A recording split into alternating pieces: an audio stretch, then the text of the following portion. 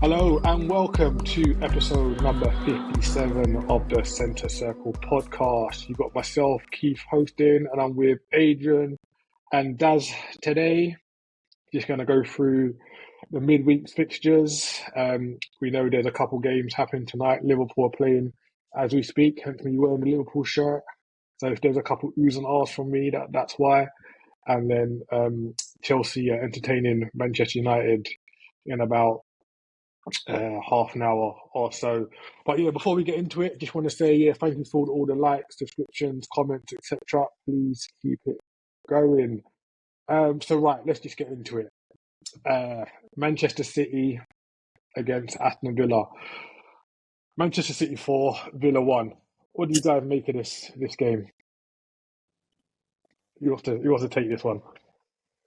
You know what? I think As Arsenal fans, were you optimistic about Villa yes. getting a result? Always got to be optimistic, right? Because Villa has put in some good performances against the top sides. They've shown that Yeah, they're the only team to beat Arsenal and Manchester City this season. That's it.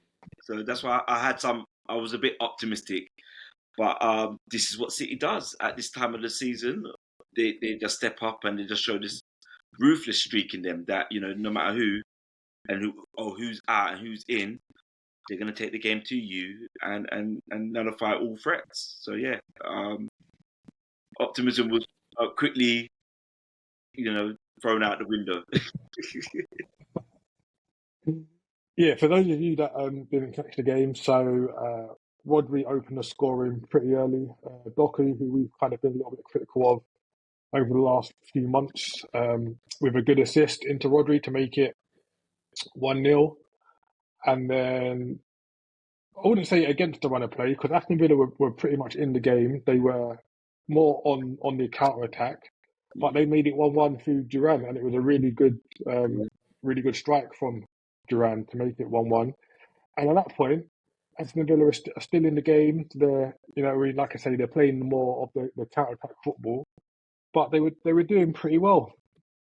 And then Foden scores a free kick just before the stroke half time, and people normally say that's one of the worst times to concede a goal, isn't it? So that's a shame. And then, second half, Aston Villa's intensity dropped off a little bit. And to be fair, they were missing Watkins, they were missing McGinn, they were missing Bailey. They had quite a few key players out. And it was just the Manchester City and Foden show in the second half. Yeah. So, Daz, what do you make of this game? I actually missed the game because I was at the Arsenal-Luton game, so I was on my way back, so I missed this one.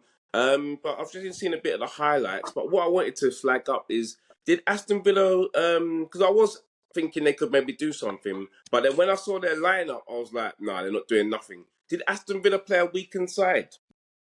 They had no choice. It wasn't a weakened side. Yeah, it's just because of injuries and suspensions, etc.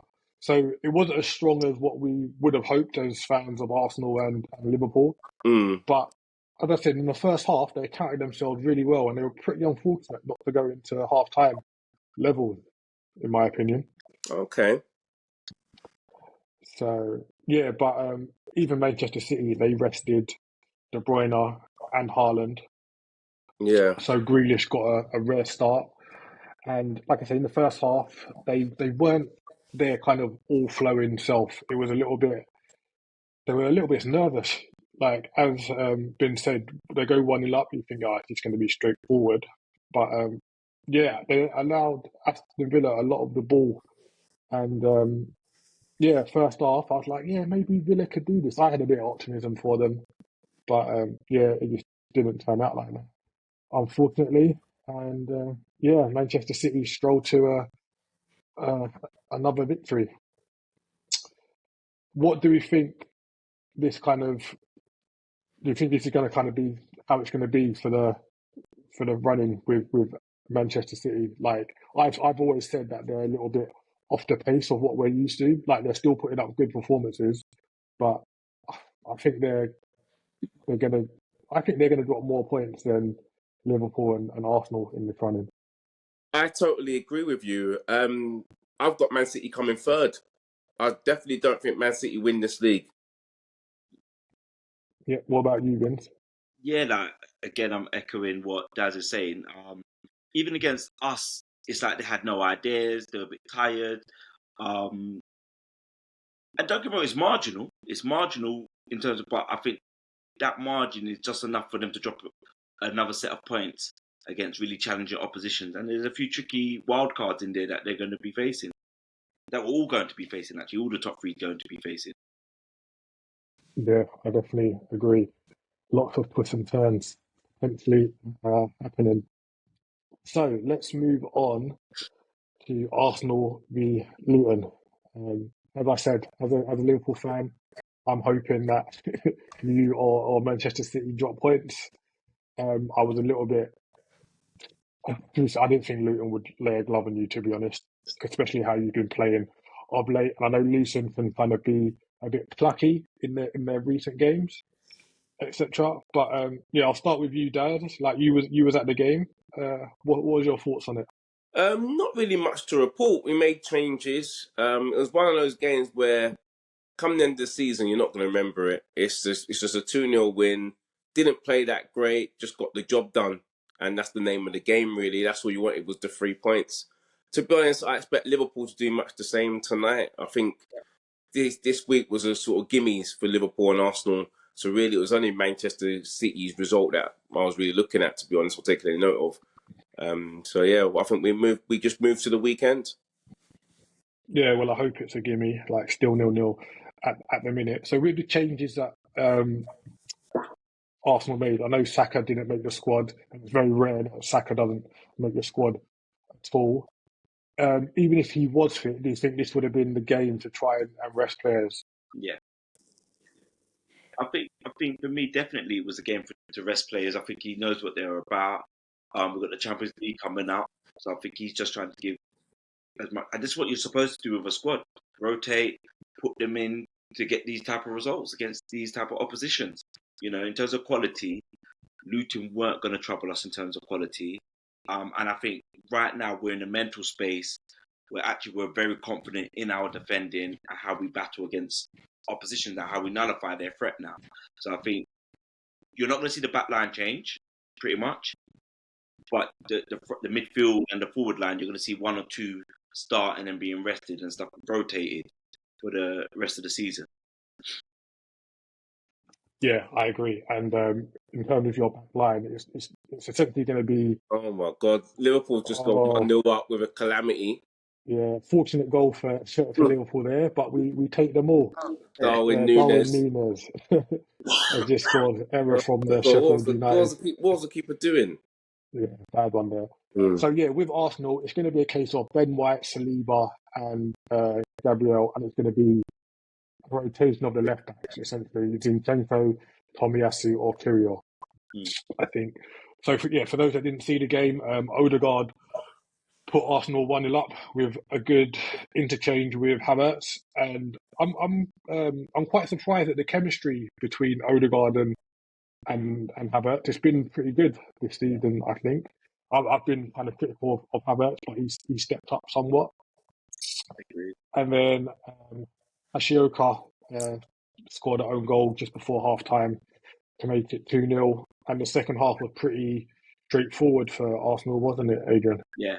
And we just saw the game out. I think we just said, all right, we're 2-0 up. We don't need to go chasing the goal. If we get a goal, we'll score. But I think it was just pretty straightforward. We just went through the gears. And like, I think it's frustrating for the players that came in because they're not up to speed per se. But I think in a couple of games, you'll see a difference in those players if they get more minutes. Yeah, definitely. And like Emil Smith Rowe got man of the match. And he hasn't played he hasn't started for a while, has he? No. So it's good that you kind of got the quality to come in and they put in those kind of performances and the levels don't really drop, so to speak. Like leave it. I know you're only playing Luton, Yeah. but not playing Rice and still getting over the line is quite a good indictment of kind of how your squad is at the minute. Yeah. I think the squad's in a really What did position. Yeah? How did Partey play? What was your take on him?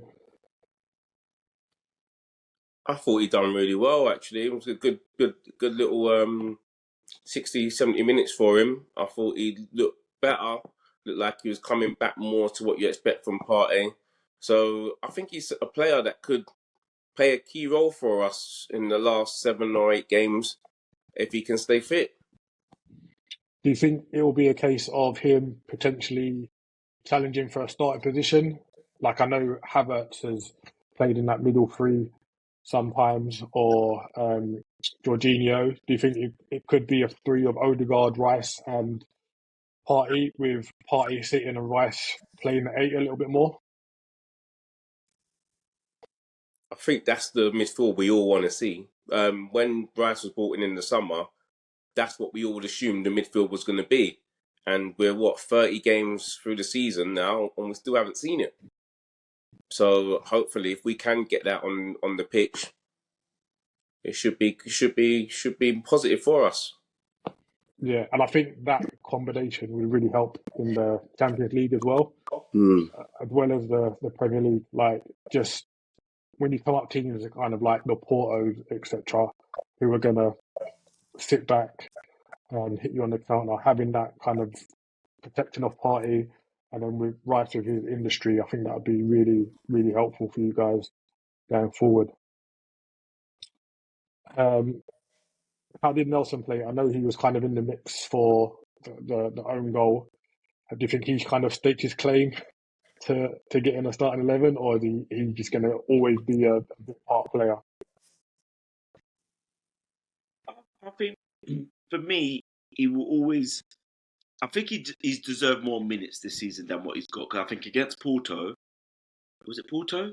I think the first leg.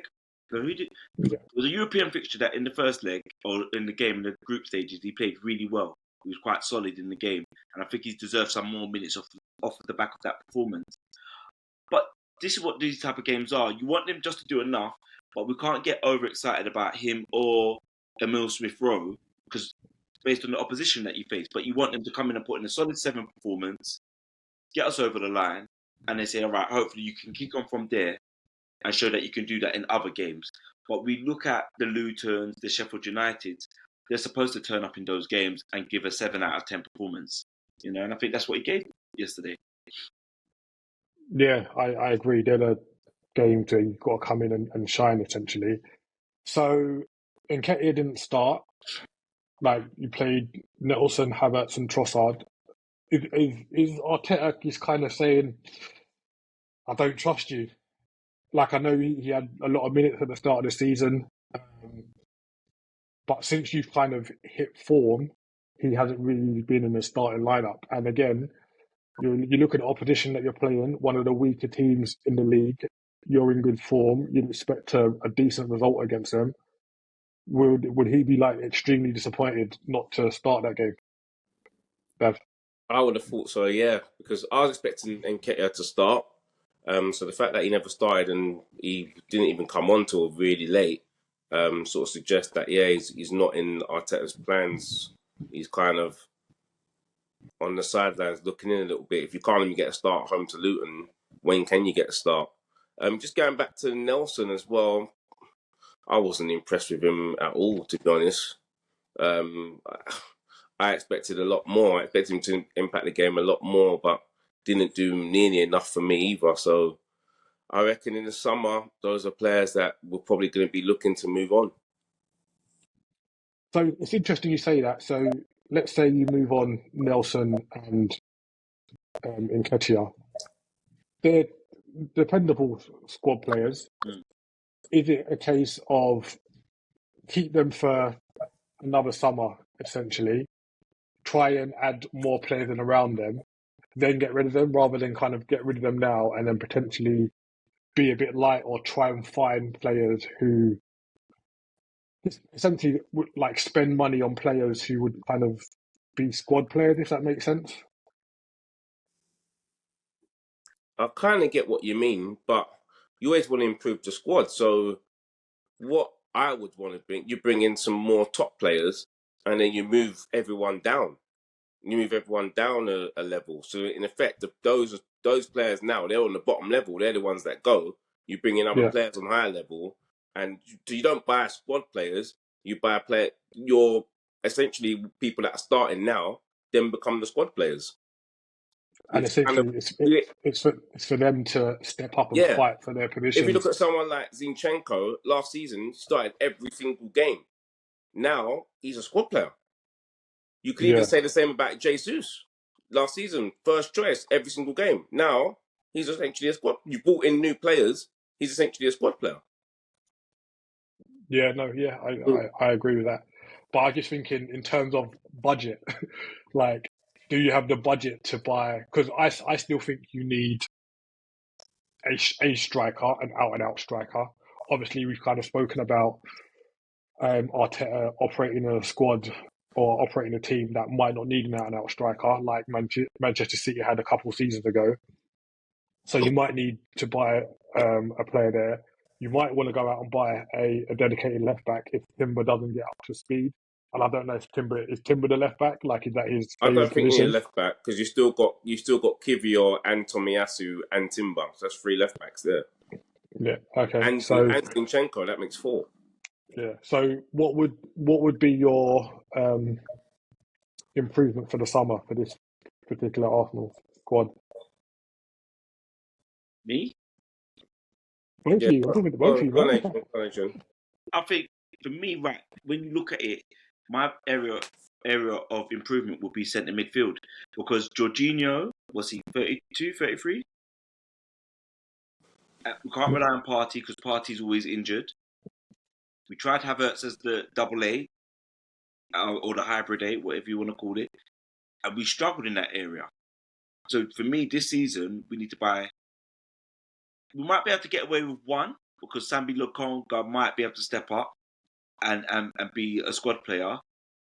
But we Yeah. definitely need the midfielders. We can get away with not addressing the wings. We've got enough cover on the wide forward areas. You know, Saka's not going to be dropped, so we know Saka's pretty much starting 95% of the games and finishing 90% Yeah. of the games. Like Saka is the Arsenal's version of Ronaldo, the Arsenal's version of Thierry Henry when he was there. Like he's the main guy. He's not going to be dropped. So for me, it'd be centre midfield. We can afford to let go of Nelson because we've got the youngster. And that's it. So we've got enough coverage on the wide forward areas. So we can sell 2 and bring in a striker, centre mid and a striker for me. So you're saying the number 8 profile as your Yeah. midfield to bring in? Yeah. You agree with that, Des? 100% agree that number 8 is the most pressing position because we haven't replaced Granit Xhaka. Striker or a wide forward. I don't think we need both. I don't think it has to be a striker. I think if you brought in a wide forward that scores goals, that can also work because you still got Jesus and Havertz who can play up front, and also Trossard plays up front as well. So I don't think it has to be ideally a striker, but otherwise a wide forward. So that's only 2 players. That's only 2 players. That's not a lot, especially if you're selling players, then you're raising some money that way. Yeah, and any squad rebuild takes time, doesn't it? So, yeah, it would be nice if you had the luxury of Chelsea going out and buying kind of 5-6 players in the summer. Yeah. But yeah, not everyone can do that. So, yeah, it'd be interesting to see how Arsenal operate in the transfer window in the summer, especially like with the Euros. You never know, some gems might pop up, but you don't want to get stung like Man United did with a certain player from the World Cup. Right, moving on. West Ham 1, Spurs 1. So West Ham were looking to bounce back after their defeat against Newcastle at the weekend. So yeah, Tottenham took an early lead. Johnson scored in the 5th minute, Werner assist, and we've spoken about Werner kind of changing his profile since he was at Chelsea. He's not really looked at as a goal scorer. He's more of a goal maker now. And yeah, he set up Johnson. And then Kurt Zuma equalised in the 19th minute from a corner, came off his back. I don't think he knew much about it, to be honest, but it went in, and that's the main thing.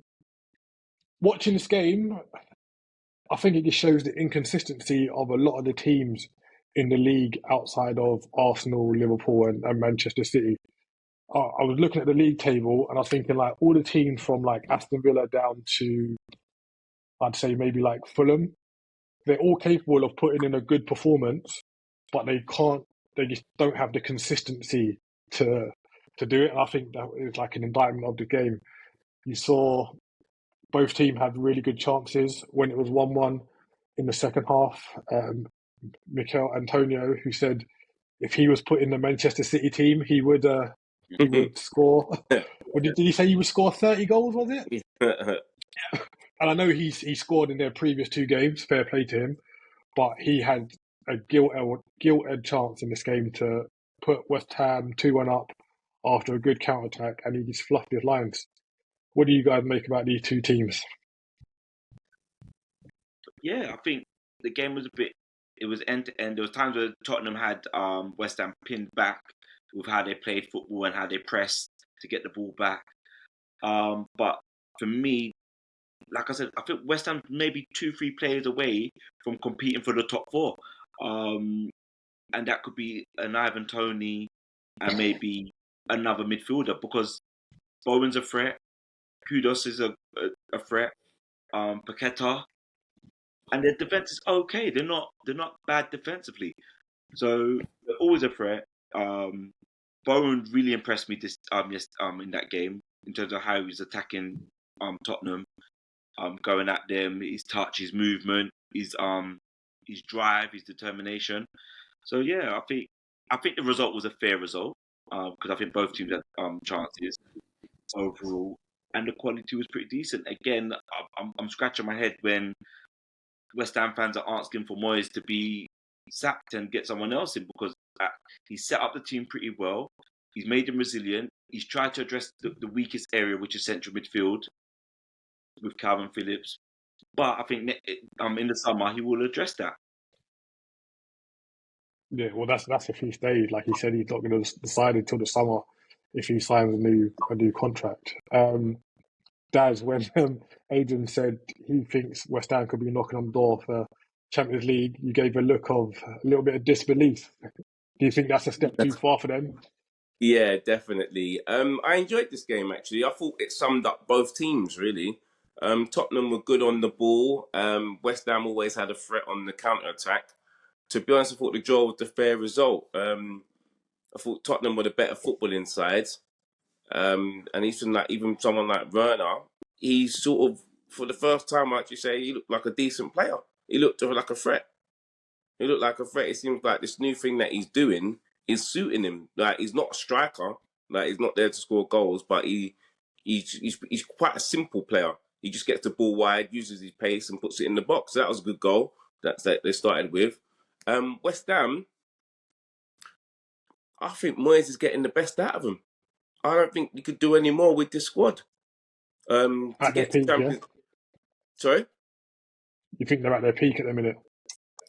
I think he's getting the most out of them. Yeah, when you got Antonio up front, I don't know where you're expecting to come higher than sixth. I think Champions League and stuff like that. I think that's way off.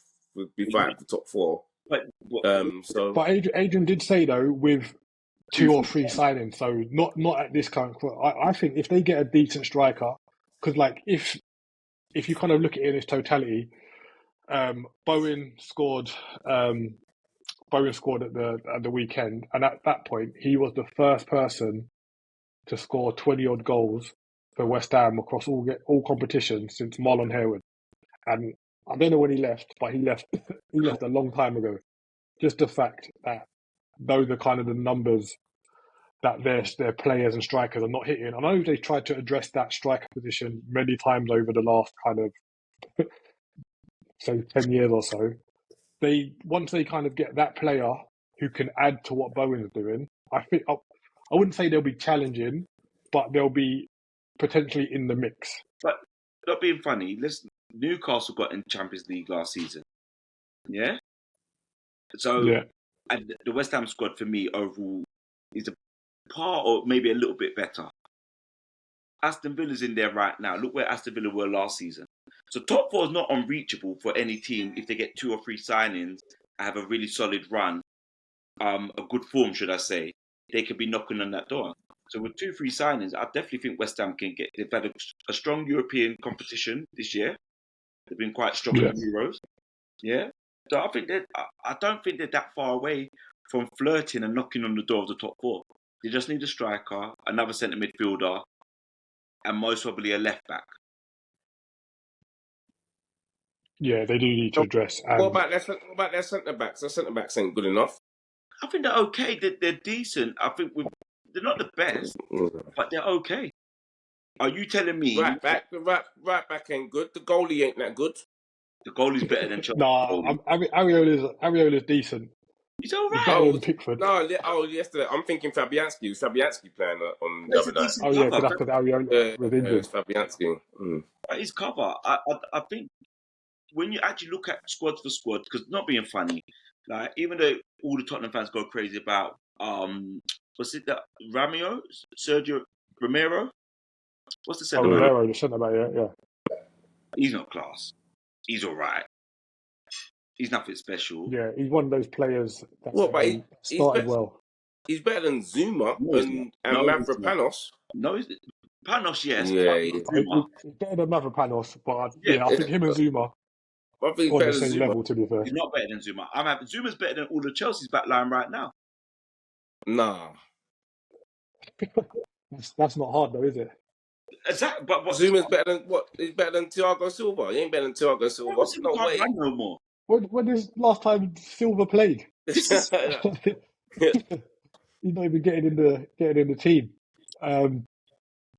Yeah, I think it would be a challenge for West Ham to get into the Champions League. Like they played Tottenham ahead of them in that journey to get into the Champions League. And if Tottenham made a few astute signings to make their squad better and bigger, then I think they'll be challenged. They'll be knocking on the door kind of a little bit more easier than what they are this season. Again, like they're looking for Aston Villa to drop points at every corner, and if Tottenham had got the win, they would have gone level points with Aston Villa with a game in hand.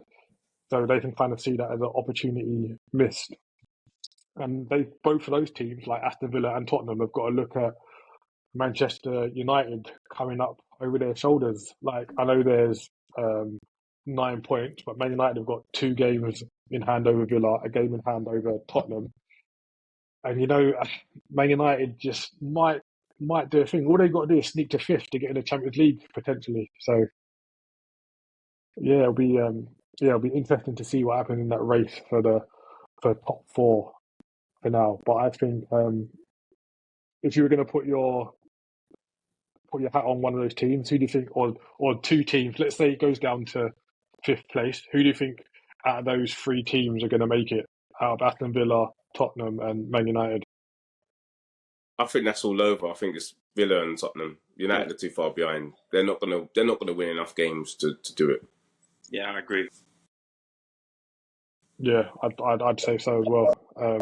They'd always think they've got a chance, especially if they win their game against Chelsea tonight. They might think they can do it, but I think it's a bit of a reach for them to make the Champions League, and I wouldn't be too upset if they didn't make it, to be honest.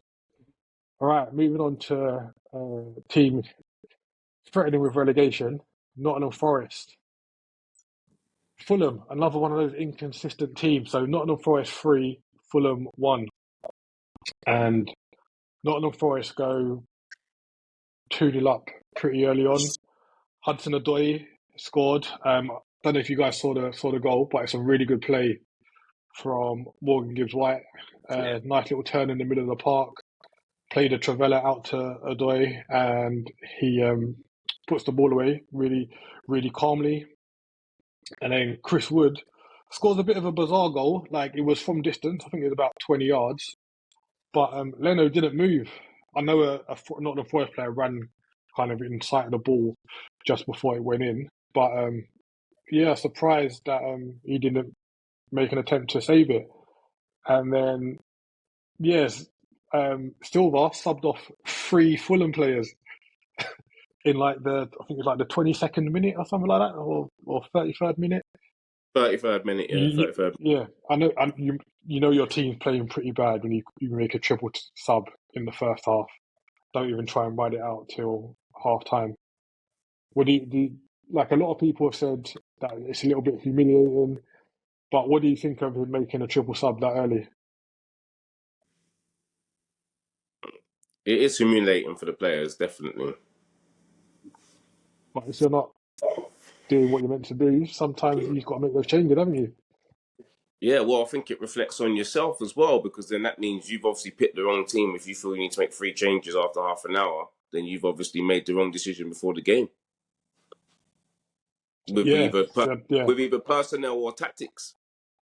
yeah. It's like two sides of the same coin. Isn't it? Like you can see, it's like the players just didn't go out there and execute what you wanted them to, or potentially you just got it wrong at the start of the game. And then Gibbs White himself manages to get on the score sheet just before half time, make it 3-0, and it was pretty comfortable for Nottingham Forest.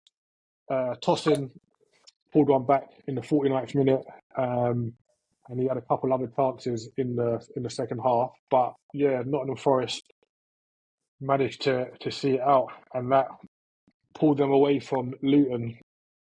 So they are 17th in the league now, 3 points ahead of Luton, who they were on the same amount of points going into this game week. What do we think about Nottingham Forest's chance for survival? They've closed the gap to Everton to 1 point. So Everton are on 26 points. Brentford are on 28. Do you think Nottingham Forest might survive? Or do you think they're going to get pulled into the mix? Have they had the points deduction yet? Yeah, Or so they they've had the point deductions, but and they're appealing it. So I think it's tricky. I think Nottingham's got enough to survive, and I think the return of Chris Woods is going to make a big difference for them. Like, because the goal yesterday, even though people are surprised that Leno didn't move, the way he took it and hit it so early, I think it caught Leno off Yeah, guard. But the game before that, he done a header. The header was really clever, where he had it looped it over the goalkeeper. If that was a Ronaldo or Messi, people talk about what a world class header that was and the intelligence of it, or Harry they're Kane. praising it. No, but it was a very good header. Very good header, should I say? I think Chris Wood, what he done at Newcastle, he's going to do at Nottingham Forest. I think he's going to give them enough just to get over the line, to stay up. Yeah, and that's all they need, to be honest. Like, it doesn't need to be exceptional. You just need enough in these circumstances to do what needs to be done. Fulham, again, inconsistency. It's just they've got really good players. They've got a decent manager. Like we said, it's his third time in the managing in the Premier League now. Seems to have kind of understood what needs to be done. But I think once they can get over that inconsistency hump, I think they'll be challenging for top 10 regularly in the league, Yeah. and that's I think that's what their fans want right about now. Daz, what do you think about Fulham? Yeah, Fulham's a strange one. They're a team that one week they can look brilliant, and then next week they look terrible. Very inconsistent. I rate the manager though. I think he's a good manager. They got some good players, but it's just you don't know what team you're going to get. It feels like they're one team at home and then a completely different away from home. Yeah, defo. They are pretty good at Craven Cottage. So yeah, let's see how how they fare. Moving on to Newcastle v Everton. This is a game I watch most of it, to be honest. Uh, Newcastle pretty much dominant against Everton and should have had the game out of sight. So the game finished 1-1. Isak opened the scoring for Newcastle with a pretty good individual goal, I'd say. Like, ball played through to him, but he still had a bit of work to do when he got into the box and done it well. Could have gone down for a penalty, actually, but decided to stay on his feet and found a good finish. Um, I thought Isak might be a player that Arsenal should be looking at. What do you guys think as Arsenal fans? He's very injury prone now, isn't it? That's the problem with him. Doesn't play enough You you, games. you say that, but prior to him coming to Newcastle, his injury record was pretty good. So it might just be something happening within Newcastle, and we've seen they've had a lot of injuries within their squad this season. But if he stayed fit, is it someone you think would fit the profile of Arsenal? Vince? He's a very good player, but I don't know how you'd get him out of Newcastle with the price that he cost, etc. But it's interesting. He would have to Yeah, be they did pay a lot for him, so obviously they will want to recoup some of that. and more. They can recruit that back and more. Yeah. Will it be hardball that the teams will be playing? Because obviously the FFP and the Premier League are looking at their books, and then the likes of Arsenal or Chelsea or who may be able to afford him be like, well, we'll sit this one out and wait. But when you look at his goals to game ratio, it's pretty high, you know. And actually, just looking over this season in the Premier League, he's played 22 games.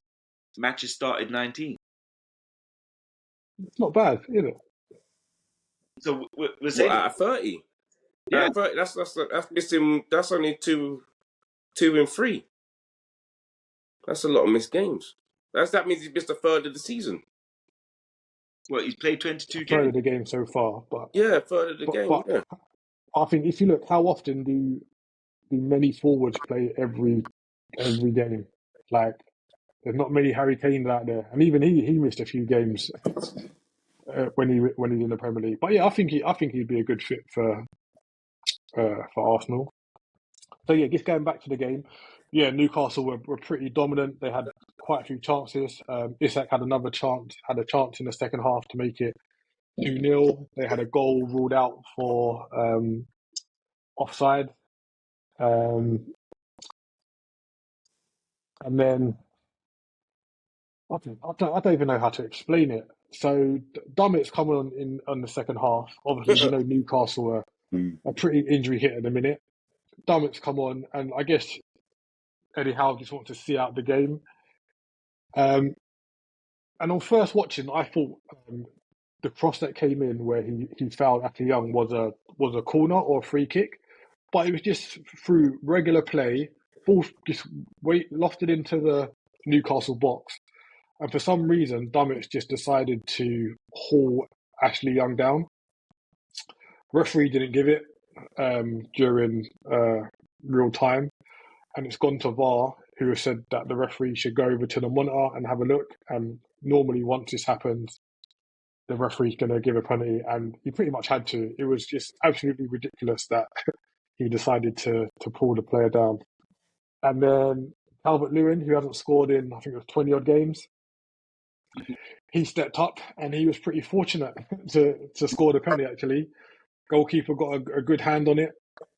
And yeah, unfortunate not to save it, but went in 88th minute penalty, and Everton come away with a credible draw, considering they don't play too well. Everton haven't won a game in 13 league games. Why do you think there's no clamouring around Sean Dyche's job safety? Is it just because it's Everton and they've had the 10-point deduction, etc.? Do you think that's just why no one's really said much about it? 100%. I think, like you said, it's one, the sanction that they've received. Yeah. Two, the overall quality of the squad.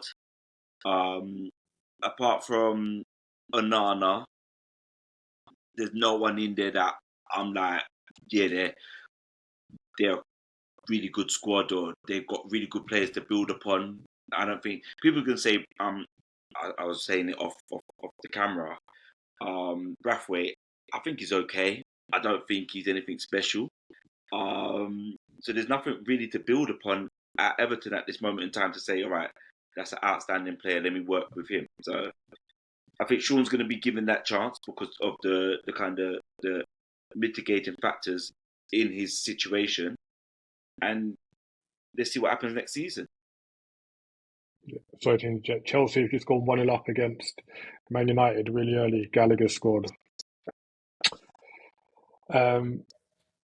Yeah, I think what you say on Sean Dyche is right. I think he's going to get a lot of grace just because of the situation that Everton find themselves in. It'd be interesting to see if they did get relegated.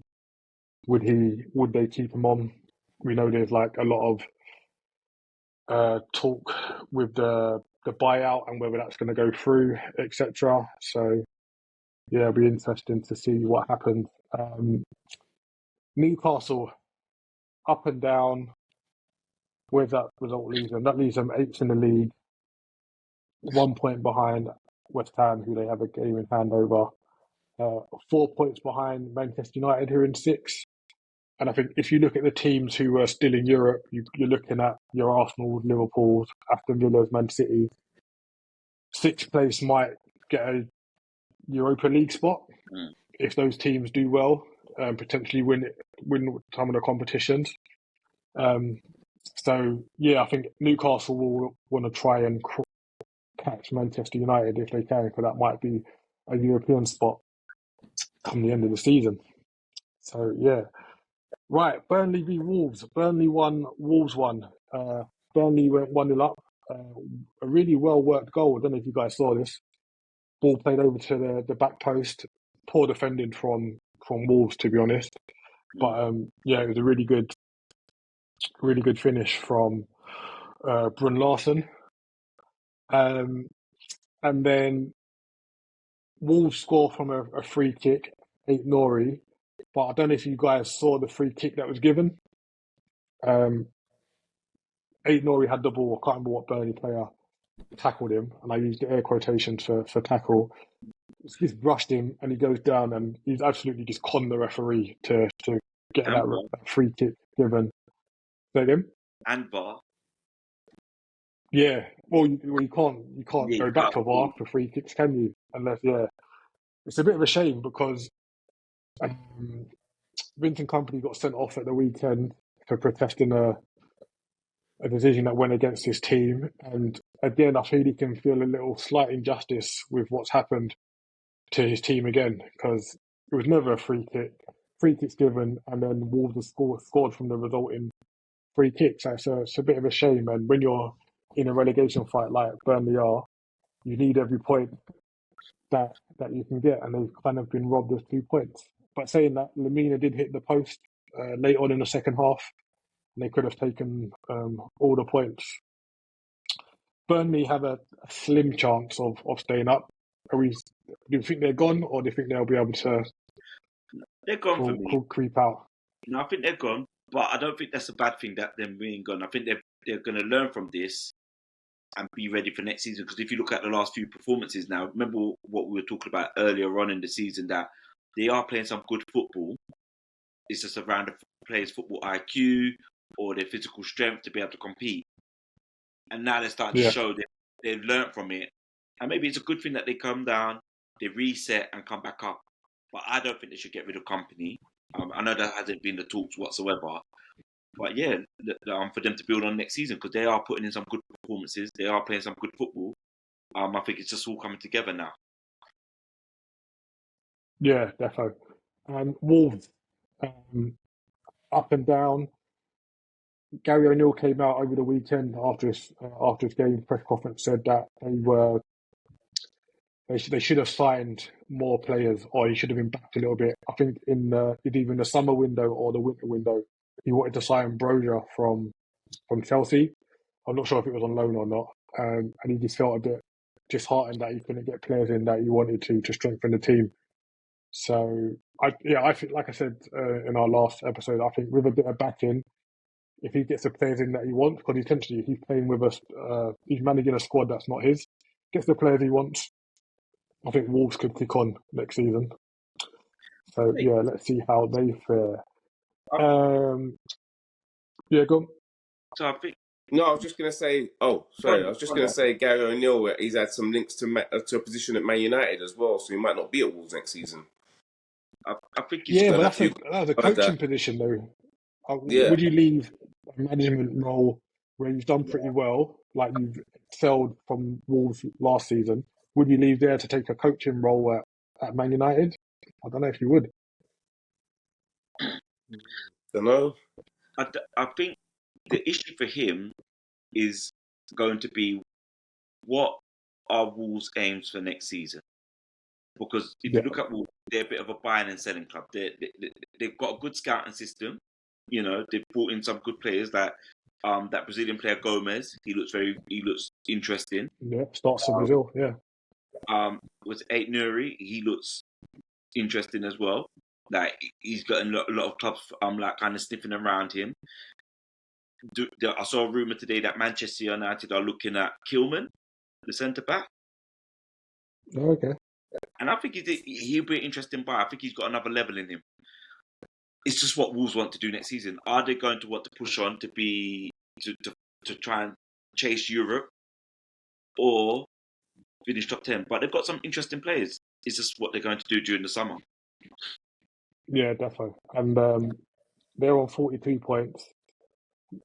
They've got a game in hand over West Ham, who are in seventh, who are on 45 points. So they could get a top 7 finish, and that for Wolves that would be extremely good. So yeah, I think it's something that they could push for. Right, we're going to run through the last couple games. So Bournemouth v Palace. Bournemouth 1, Palace 0. Crystal Palace had a goal disallowed in the first half. I don't know if you saw the offside, but when I mean it was so marginal, like it was like a toenail offside. So they can feel a little bit hard done by that. But if you're offside, Offside is you're offside. offside. Yeah, we know your opinion on this, bro. I'm with you. And then uh, Clive got the winner after some good work by Semenyo. I'm not sure who it was. It was a defender I've not heard of for Crystal Palace. I'm going to look up his name. It was right, Ozzo. He was playing left back at this particular time, and Semenyo just absolutely roasted him and then crossed the ball in for Clivert to score. Iriola, I think, he's done really well so far this season. Like Bournemouth were okay over O'Neill, under O'Neill last year. They wanted to push on, and they're sitting 11th in the league. And again, they're only 4 points off West Ham in seventh. A little run, and they could be, looking for a top ten finish, which they haven't had for a while. I think the days of Eddie Howe last time they finished in top 10 in the Premier League. And Crystal Palace, again, they're on 30 points in 14th. Not really going to get relegated unless they have a really bad slump. Too far off Fulham, who are 9 points ahead of them. I think the new manager is just going to have to wait for the summer and put his stamp on the squad, make his own. So boring. That's what they say. That being a Crystal Palace fan is being one of the most boring fans to be. Because look at it. Yeah, You just said that the season is basically over already. Like there's nothing. yeah, What else is there? Nothing else is going to happen for the rest of the season. yeah. I think they just need to pick up the odd win here and there just to make sure that they're not in that relegation scrap come the last 5 games of the season. And then Brentford v Brighton, that game happened yesterday among the Man City and the Arsenal games. And I'm going to be honest, I forgot the game was being played. There was no real incident that happened in it.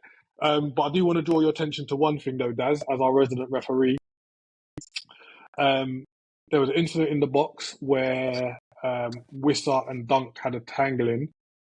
The referee didn't give it on the pitch, and the VAR asked the referee to go have a look. He went and have a look and said, "No, I'm sticking with my on-field decision." Excellent. I would say, not do you think more referees should do that, but are you quite glad that he stuck to his guns even though he was asked to go Yeah, look? brilliant. And even though you said not to say that, I think more referees should. Yeah, but I think that's brave of him to go and think, no, I think that my decision was correct. I'm sticking with it. I hate this automatic feel that when they go to the screen, it's going to be reversed, the decision. Yeah, like you normally if it goes to the screen, you normally think Yeah. they're going to back up what VAR have said and etc. So yeah, it was quite refreshing to see. And to be fair, that was the only real incident in Brentford v Brighton. So yeah, as we are about to wrap up, just a recap of the current games that are happening. Liverpool 1-0 up against Sheffield United at half time, and going into the 15th minute, Chelsea are 1-0 up against Manchester United. And it's a shame, like Chelsea Manchester United 5-6 years ago would have been a top draw quality game, where now it's just a bit of a mid-table scrap. Did you see the goal? Yeah, I did. It was a good finish from Gallagher. What did you think about the keeper on the goal? I think he was a little bit unsighted. Like, I've been pretty critical of Onana this season. I might have to have a look at it again. I thought it was but... poor. I thought he was unsighted, but the ball was right at him. But he does this thing where when he tries to save it, he tries to flick it away, which I don't like. I've seen that. And I feel like he misses the flick a lot of the times, and the ball goes in. Yeah, no, I totally Have a look agree at it. with Have a that. look at it. Viewers, all have a look at it. Left arm. Have a look at it. Right, so that's it from us this episode. Thank you very much for being with us again. Like, subscribe, share, comment, etc. And yeah, we will see you on Sunday for Manchester United v Liverpool, among other fixtures. Peace. Peace. Up.